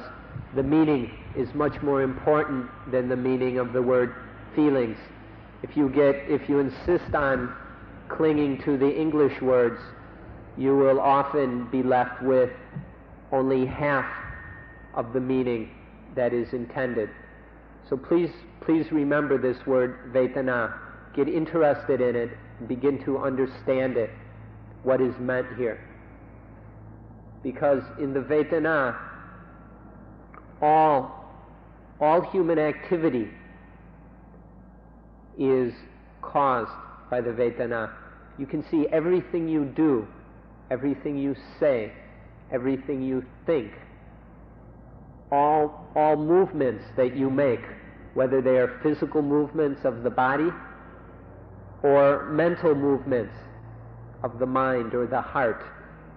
emotional movements, whatever kind of movements, physical or mental, these movements are caused by the Vedana.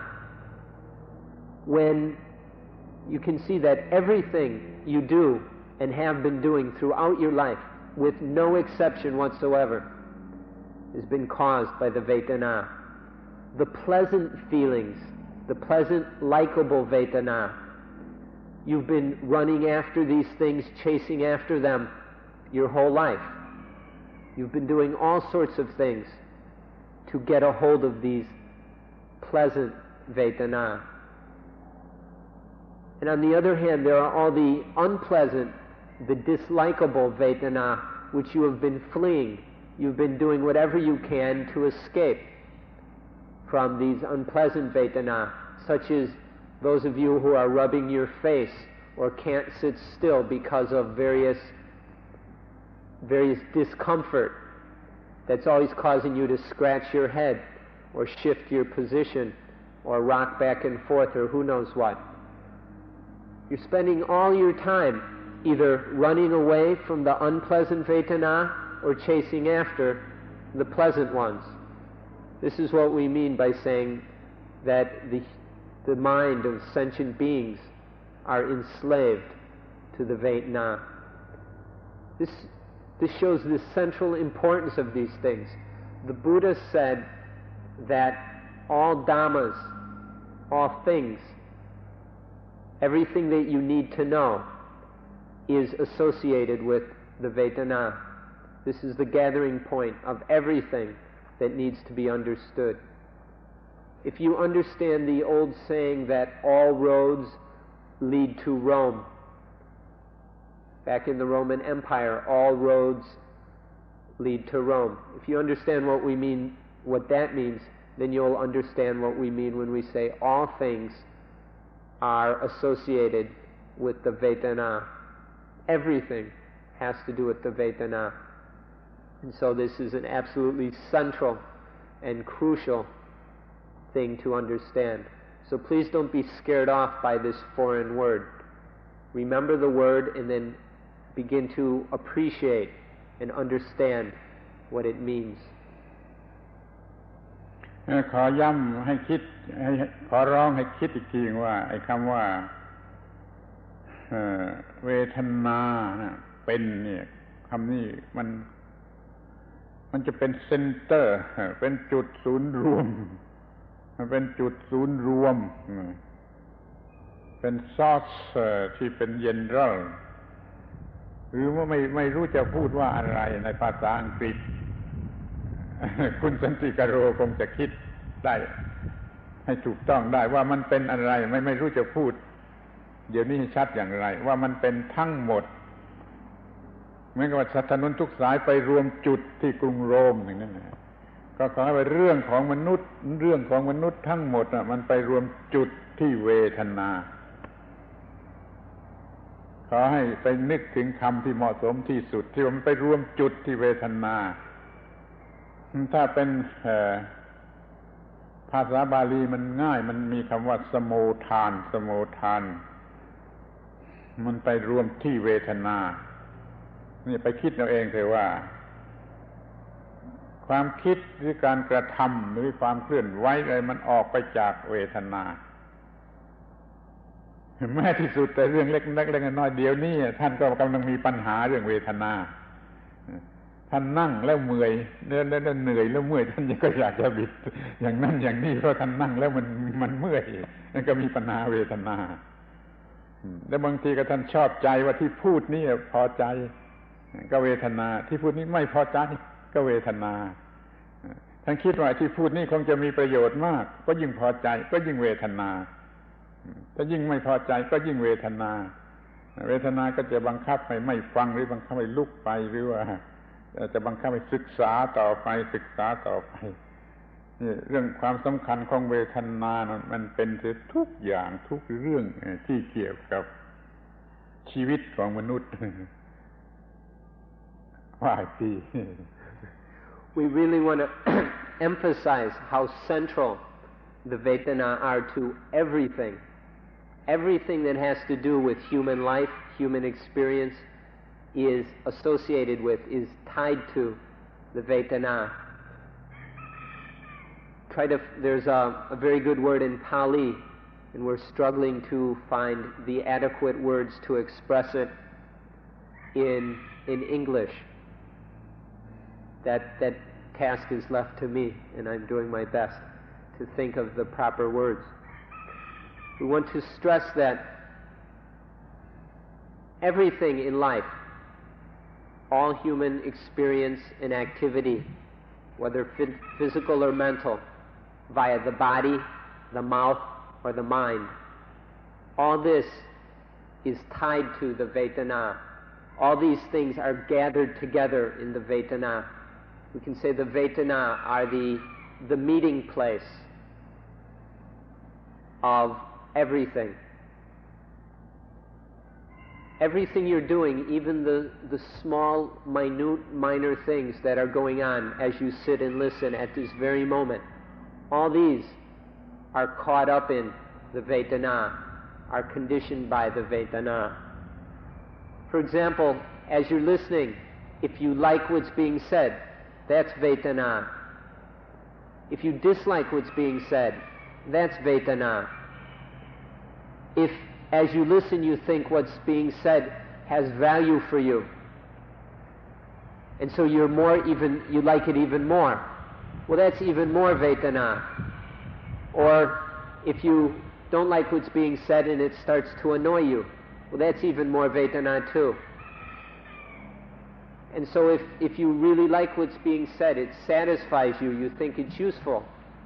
That'll cause you to listen more carefully, more attentively. But if you don't like what's being said, that kind of Vedana will cause you to start daydreaming. Your mind will wander. Maybe you'll fall asleep.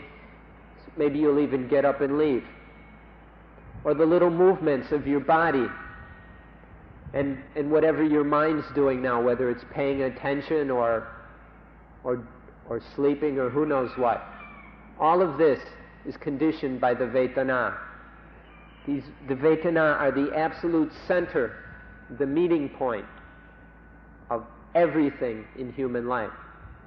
We want to stress this so that you see how central this is, and then maybe you'll begin to take some interest in it. All the things that we call the burden of life are centered in the Vedana. All the problems of life, all the dukkha, are centered in the Vedana. All the things that happen, things we're satisfying things, unsatisfying things, pleasing things, unpleasing things, happiness, unhappiness, all this is centered in the Vedana. We're either slaves to the Vedana, or the mind is developed so that it is above the Vedana. Think about it, look at it, and then develop the mind and practice the Dhamma until you actually experience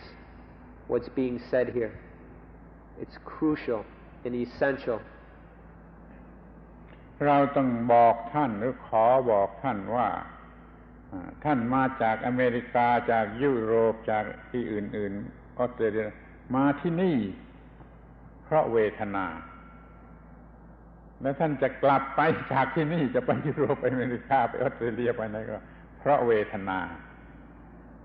ท่านอาจจะไม่เชื่อท่านจะไม่เชื่อท่านจะพูดว่าเพราะความต้องการของข้าพเจ้าความต้องการของข้าพเจ้าทำให้ข้าพเจ้ามาที่นี่หรือกลับไป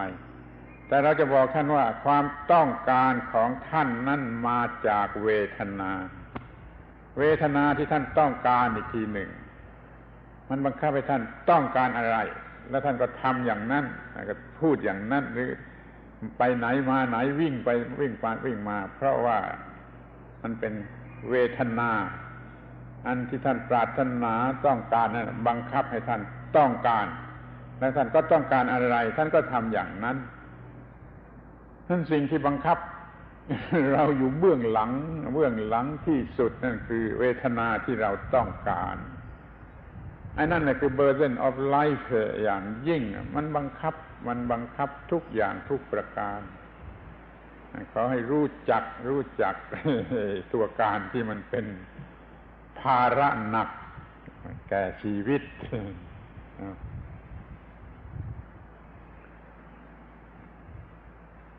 All of you have come here from far away, from America, Canada, maybe Germany, Australia,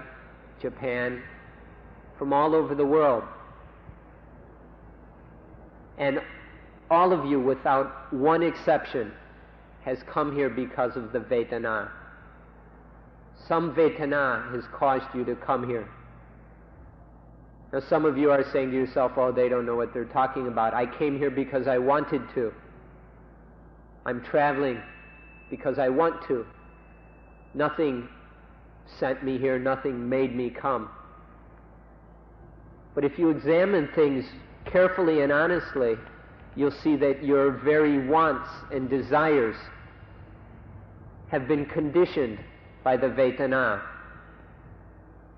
You're wanting to leave, say, Germany because you don't like it there or something, or because the weather's cold and you want to come somewhere where it's warm,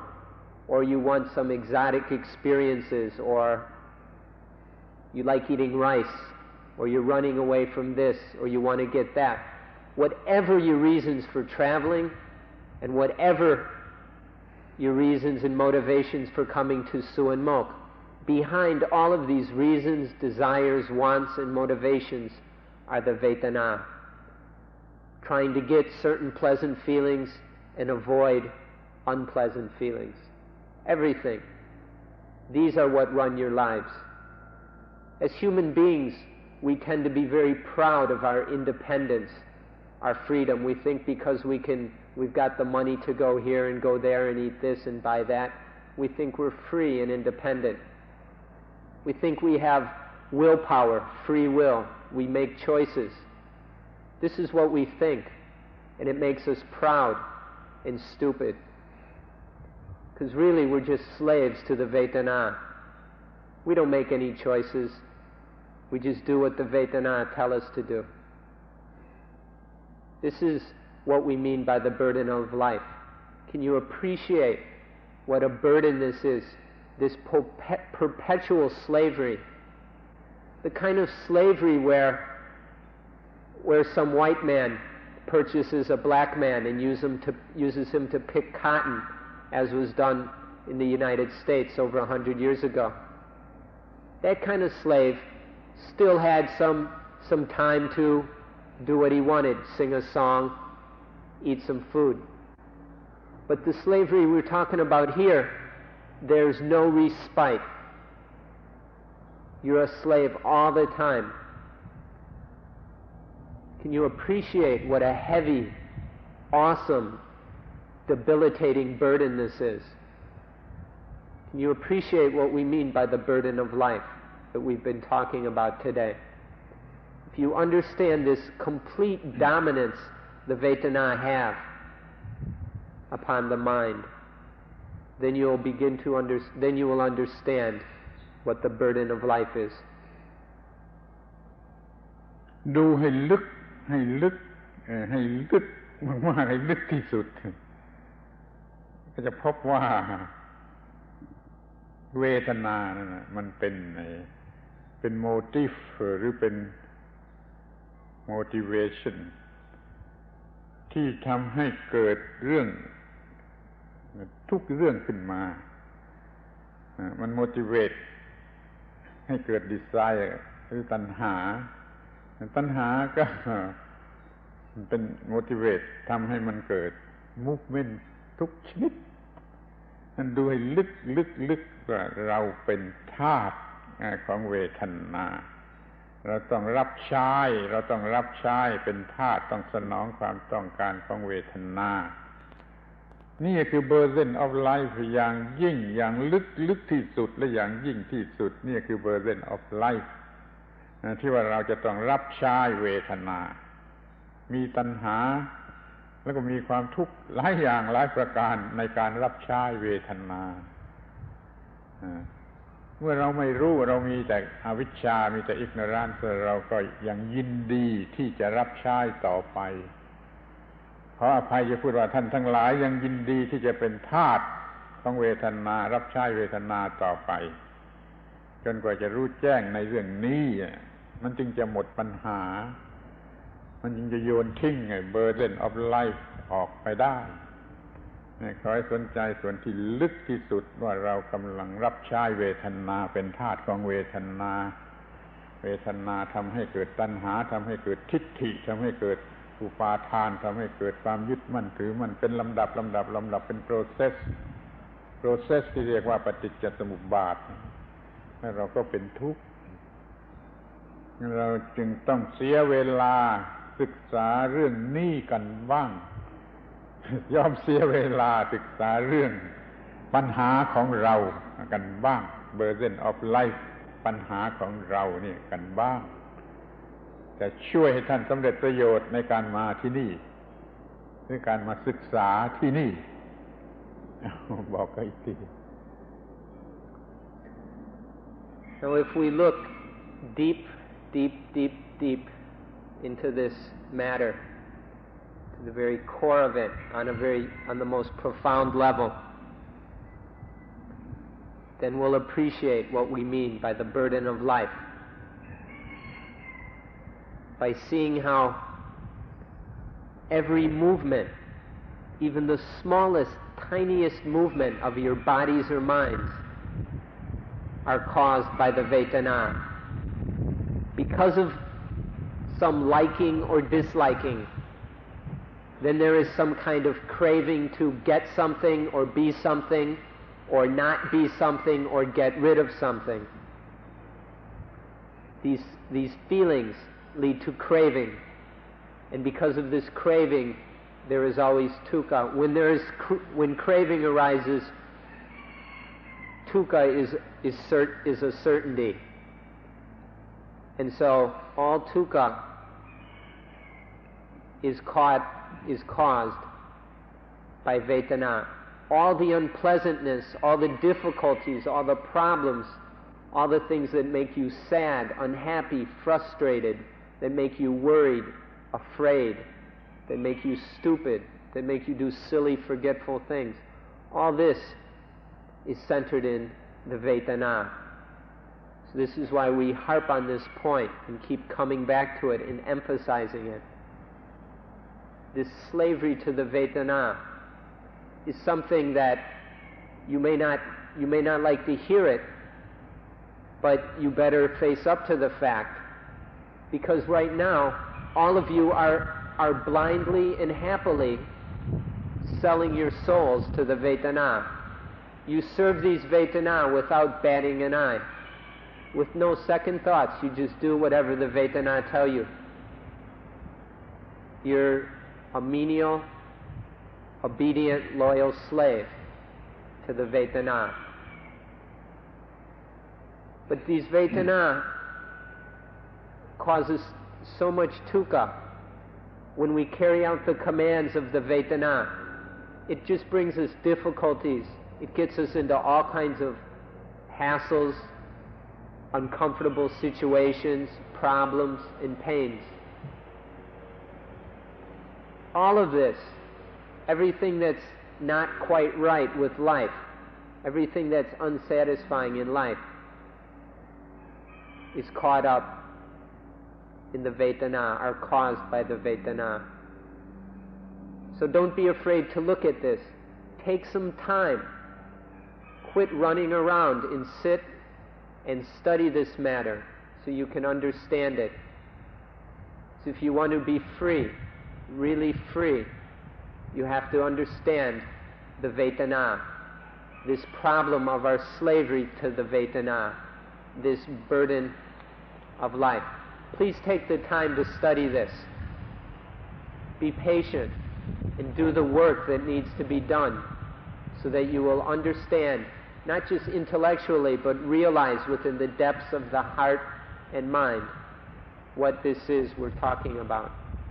Please take the time. สิ่งที่เราจำเป็นจะต้องพูดหรือว่าจะต้องเอามาวิพากษ์วิจารณ์กันอีกสิ่งหนึ่งก็คือการศึกษาของเรา การศึกษาของโลก การศึกษาในโลก ท่านทั้งหลายก็มีการศึกษามีปริญญาด็อกเตอเรทดีกรีทุกดีกรีทุกชนิดมันไม่ได้พูดถึงเรื่องนี้การศึกษาในมหาวิทยาลัยไม่ได้พูดถึงเรื่องนี้แต่พูดทุกเรื่องในทางที่จะให้รับใช้เวทนาการศึกษาในโลกในมหาวิทยาลัยสูงสุดเท่าไรก็พูดกันแต่เรื่องให้รับใช้เวทนารับใช้ตัณหารับใช้กิเลสรับใช้อายตนะให้ดีที่สุดหาเงินให้ได้มากที่สุดหาชื่อเสียงให้ได้มากที่สุดหาอำนาจให้ได้มากที่สุดแต่แล้วก็มาเพื่อรับใช้กิเลสตัณหารับใช้เวทนาดังนั้นมันจึงไม่เกี่ยวกันหรือว่ามันไม่มีประโยชน์แก่การศึกษาในโลกในมหาวิทยาลัยทั้งหลายมันไม่มีเพื่อจะแก้ปัญหาอันนี้ไม่มีเพื่อจะบรรเทาปัญหาอันนี้ความทุกข์อันนี้หรือเบอร์เดนอันนี้ขอให้ถือว่ามันเป็นเรื่องพิเศษมันจำเป็นที่จะต้องแยกออกมาเพราะว่าเราหาในมหาวิทยาลัยไม่ได้ในมหาวิทยาลัยทุกแห่งในโลกไม่ได้สอนเรื่องเอาชนะเวทนาแต่สอนให้รับใช้เวทนาปัญหามันก็เลยมีอยู่อย่างนี้มีอยู่แก่ท่านทั้งหลายในเป็นภาระหนักอย่างนี้คือจะต้องรับใช้เวทนาให้ดีที่สุดให้มากที่สุดตามที่ท่านได้เล่าเรียนมาจากมหาวิทยาลัย นั่นจึงเอามาพูดในที่นี้ในฐานะที่ เป็นปัญหาของเราเป็นปัญหาของเราอีกเรื่องหนึ่งด้วย There's one last point we need to analyze and criticize. This is the subject of education and learning, not in general, but our own education and learning. All of us here have some kind of diploma from secondary school or from university. A few of you probably have master's degrees. There might be even a few doctors around. But if you look at all this learning, the 8, 10, 12, 16, 20, 30 years we spend in educational institutions, what are they teaching? Do any of these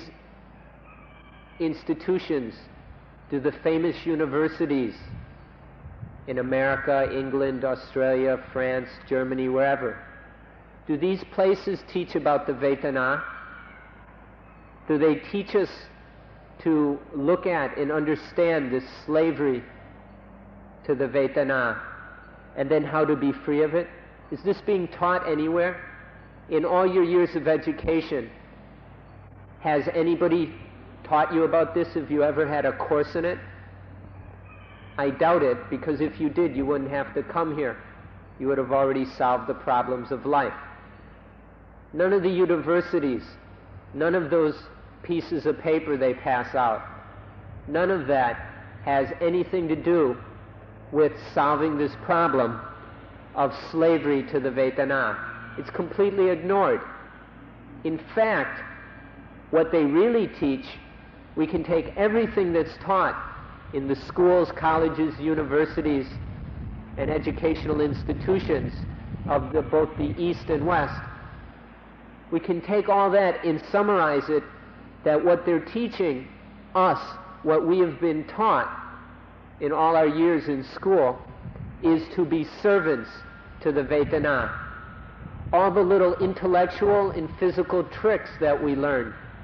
We learn mathematics, we learn geography, psychology,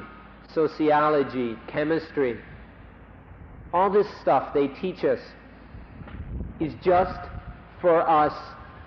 to follow the Vedana, to go get a job and earn money so we can buy things that satisfy the Vedana. Or we puff up our egos with our knowledge and degrees. Or we gain status, or people like us, or we're impressive, or whatever. All the things we accomplish, all the things they teach are just to be servants, slaves to the Vedana. All this modern education, all this which we're very proud of, is just helping us or keeping us spinning around as slaves to craving and defilement. It's all it is. It has nothing to do with freedom, of liberating the mind from this slavery. And so that's why when we come here, we have to start talking about this, because it's not taught in all the places we've been educated. So when you come to Suan Mokkh, or places like Suan Mokkh, we have to talk about this topic, slavery to the Vedana. Talk about it so that we'll begin to do something about it, and get freed from the Vedana. เป็นอันว่าเราจะต้องยุติการพูดเรื่องเวทนาในฐานะเป็นปัญหาของเราไว้เพียงเท่านี้ก่อนยังไม่จบเรื่องปัญหาของเรายังไม่จบเราต้องพูดกันอีกครั้งหนึ่งเพราะเวทนาไม่ยอมให้เราพูดอีกต่อไปแล้วเราจะต้องหยุดวันนี้แล้วก็พูดกันวันหลังอีกทีขอหยุดการบรรยายวันนี้เพราะเวทนาไม่ยอมให้พูดอีกแล้ว So we've been talking about our problems, and we summarized it as the problem of slavery to the Vedana. We haven't finished discussing this topic of our problems, but we're going to have to stop speaking for today and finish this tomorrow. We have to stop speaking because the Vedana won't let us speak anymore. The Vedanas have control. Because of the Vedana, we have to stop speaking now. And so we will close the talk at this point. See you tomorrow.